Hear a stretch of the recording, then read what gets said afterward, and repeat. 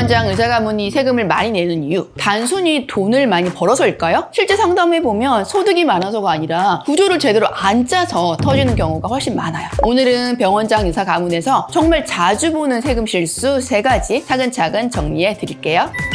첫 번째, 법인 개인 자산이 구분이 안 되는 구조예요. 보통 우리는 의료 법인이나 개인 의원이나 이렇게 법인 개인 2개로 나누고 있죠. 문제는 여기서 나오는 돈을 개인 것처럼 쓰는 순간부터 문제가 시작이 돼요. 예를 들면 병원 계좌에서 가족 생활비를 자동 이체한다든지, 일을 하지 않는 와이프를 직원으로 등록을 한다든지, 병원 카드로 가족 여행이나 골프장을 결제를 한다든지, 병원 명의로 구입을 했는데 사실상 집에서만 쓰는 세컨카가 있다든지, 자녀의 학원비나 유학 비용을 병원 비용으로 처리한다든지. 처음에는 내가 번 돈 내가 쓰면 어때? 라고 생각을 하시겠지만 세무조사에 들어가는 순간 이 모든 것들이 업무 무관 비용 또 가사용 경비로 다시 분류가 되게 됩니다. 그렇게 되면 이미 비용 처리했던 걸 다 부인을 해서 전체 소득을 다시 잡아요. 그럼 법인세나 소득세를 내게 되고 여기에 가산세까지 추가적으로 납부를 하게 됩니다. 병원 돈이 개인 돈이라고 하는 인식이 남아있는 순간 세법에서는 탄로 패턴으로 보고 소득의 재분류 추징이 들어간다는 점, 이게 첫 번째 포인트입니다. 두 번째는 자녀에게 증여할 타이밍과 형태를 안 잡아준 구조예요. 언제 어떻게 어떤 형태로 자녀에게 내 자산을 넘길지 타이밍이 설계되어 있지 않은 경우인데요. 병원장이나 의사가문의 자산 구조는 보통 병원의 수익, 또 병원의 건물 상가, 꼬마빌딩 투자, 금융자산이나 해외 투자, 여기까지는 자산을 형성하는 측면에서 좋은데요. 문제는 이걸 어떻게 자녀에게 넘길 것이냐예요. 상속 직전에 한 분에 몰아 넘기면 최고세율 50% 구간에 걸립니다. 반대로 자녀가 똑같이 가업을 이어서 레지던트를 마치고 개원하기 직전에, 병원 건물을 사고 팔기 직전에, 임대 수익이 나오는 상가를 매입하기 전후 이렇게 의료 커리어 이벤트에 맞춰가지고 병원 건물을 지분이나 임대소득이 나오는 상가나 일부 금융재산을 미리 분산해서 증여를 한다면 훨씬 더 상속세가 줄어들 수 있습니다. 자녀적으로 소득 분산이 되면 부모님 기준에서 상속재산은 줄어들 뿐만 아니라 결국 전체 세부담이 몇억 원 이상, 몇십억 원 이상도 차이가 나는데 증여는 얼마를 줄까보다 언제부터 어떤 재산을 어떤 명의로 순차적으로 옮겨 놓을지가 핵심이에요. 특히 자산 규모가 30억 원에서 50억 원을 넘어가기 시작하면 10년 단위로 증여 공제를 받으셔야 되고 상속하기 전에 10년 룰을 같이 보고 설계를 해야 합니다. 왜냐하면 10년이라는 기간도 있지만 그 기간 동안 자산이 계속해서 상승을 하기 때문에 이후에 한 번에 줘야 할 자산 가치가 훨씬 더 많이 늘어날 수도 있어요. 세 번째는 해외 계좌, 해외 투자 보고를 빼먹는 경우예요. 원장님들이 대부분 국내 부동산 말고도 미국 ETF, 해외 주식, 해외 부동산 투자 비율이 굉장히 높은 편이세요. 여기서 중요한 기준이 하나 있습니다. 매월말 기준에 5억 원을 넘으면 그 다음 연도 6월에 해외금융 계좌 신고를 해야 되는데요. 해외은행 계좌에 얼마 있는지, 증권 계좌에 얼마 있는지, 파생상품 계좌에 얼마 있는지, 그리고 심지어 내가 100% 보유하고 있는 해외 법인 명의 계좌도 포함될 수 있습니다. 많이 하는 실수가 이건데요. 세금 신고가 아니라 정보 보고라면서 그냥 나는 이번에 신고 안 해야지 라고 생각했다가 미신고한 금액에 과태료를 받는 경우예요. 그리고 고액이나 고의로 계속 누락을 하시게 되면 형사처벌도 될 수도 있고 명단이 공개될 수도 있습니다. 그리고 해외 소득 전체에 대해서 세무조사로 이어지는 경우도 많습니다. 그러니까 이거는 세금이 아니라 해외 재산의 존재를 국가에 알려라 이런 거에 가깝기는 하지만 한번 누락되기 시작하면 세금보다 더 아픈 결과로 조사로 이어질 수 있는 이슈가 되게 되는 겁니다. 의료가문이라면 구조 점검할 때 꼭 봐야 하는 포인트예요. 병원장이라든지 의사 선생님들이 구조를 점검할 때 같이 봤으면 하는 포인트를 말씀드리면, 첫 번째는 개원일을 계속 하실지 의료법인으로 넘어가실지, 병원 건물이나 의료장비 브랜드 상표권을 누구 명의로 나눠두는지, 이게 소득이 어디에 귀속되는지를 결정을 하게 돼요. 두 번째는 가문의 자산 구조인데요. 병원 수익을 가지고 부동산이나 금융재산에 재투자할지, 또 이게 자녀에게 넘어가는 흐름을 한 장에 그려보는 게 중요해요. 그런 과정 속에서 상속세, 증여세, 양도세가 겹치지는 않는지, 어떻게 하면 소득을 분산시켜가지고 내 세금을 줄일 수 있는지가 보이기 시작하거든요. 나쌤이 강조해드립니다. 병원장 의사 가문에서 터지는 세금 이슈는 돈이 많아서가 아니라 구조가 없어서 생기는 문제예요. 병원 돈과 집안 돈을 확실히 나누고 자녀에게 언제 어떤 자산을 넘길지 타이밍을 잡고 해외 계좌 신고 같은 기본적인 보고 의무를 지키는 것, 이 3가지만 정리해도 같은 소득으로 세금 리스크와 부담은 완전히 달라질 수 있습니다. 영상이 도움이 되셨다면 구독과 좋아요 눌러주시고 지인분들에게 공유도 해주시기 바랍니다. 감사합니다.